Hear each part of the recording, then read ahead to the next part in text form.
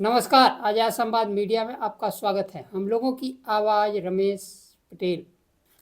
प्रदूषण, एसआईआर और बीएलओ की मौत पर संसद में चर्चा हो ही नहीं पा रही थी कि भारतीय जनता पार्टी का नया जासूसी ऐप आ गया। समय के साथ खबर पाने के लिए चैनल को सब्सक्राइब करें। नमस्कार, खबर विस्तार से।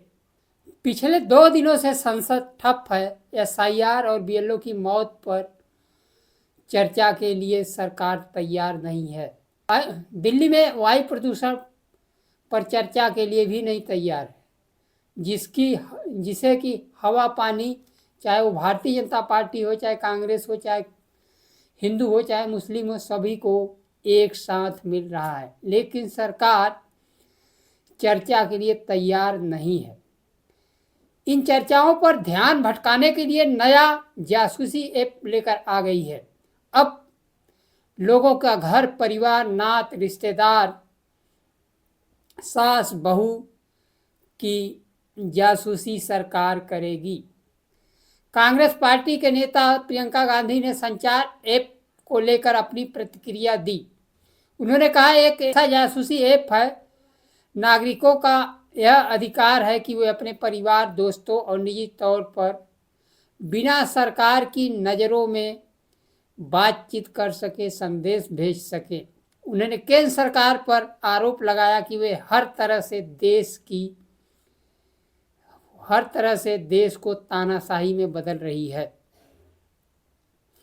संसद इसलिए नहीं चल रही है, वे किसी मुद्दों पर चर्चा कराने के लिए तैयार नहीं है।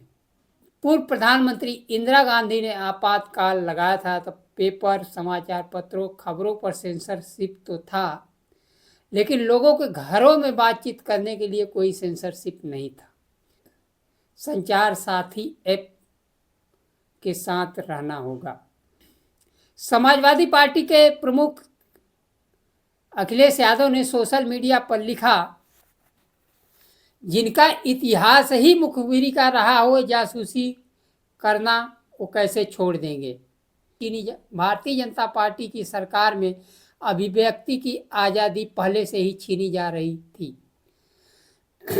अब घर परिवार, नाते रिश्तेदार, मित्रता और कारोबार, आपसी बातचीत पर भी भाजपाइयों और उसके संगी साथियों की गिद्ध दृष्टि लगी हुई है।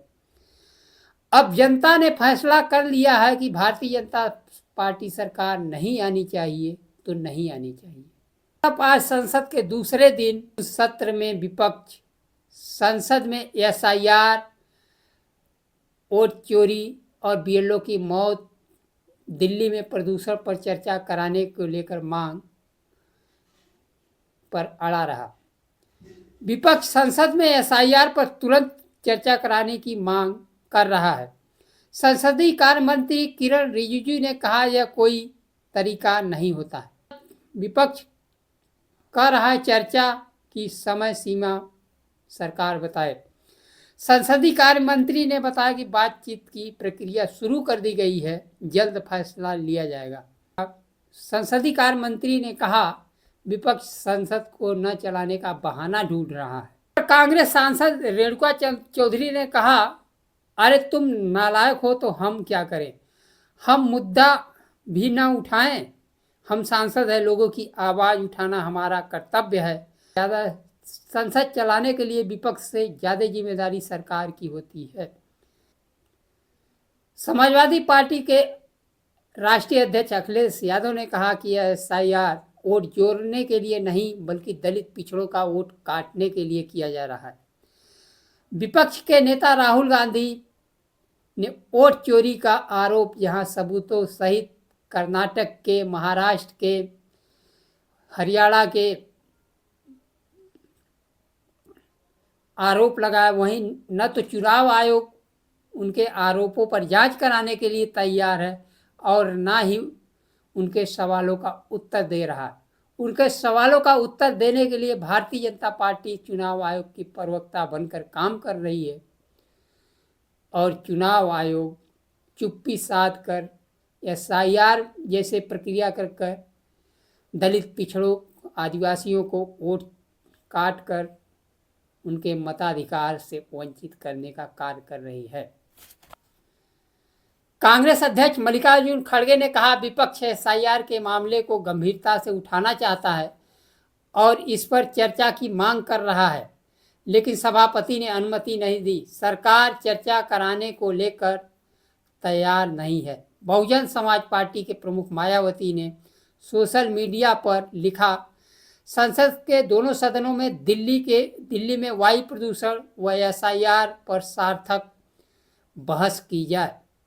सदन शांतिपूर्ण ढंग से सुव्यवस्थित तरीके से चले, जिससे दिल्ली में आ रही वायु प्रदूषण के कारणों, एसआईआर को लेकर हो रही व्यवहारिक परेशानियों, आपत्तियों का निराकरण हो सके। एसआईआर कार्य के मुख्य कार्यकर्ता बीएलओ की दिक्कतें व उनकी द्वारा की जा रही खुशी घटनाओं पर चर्चा हो सके।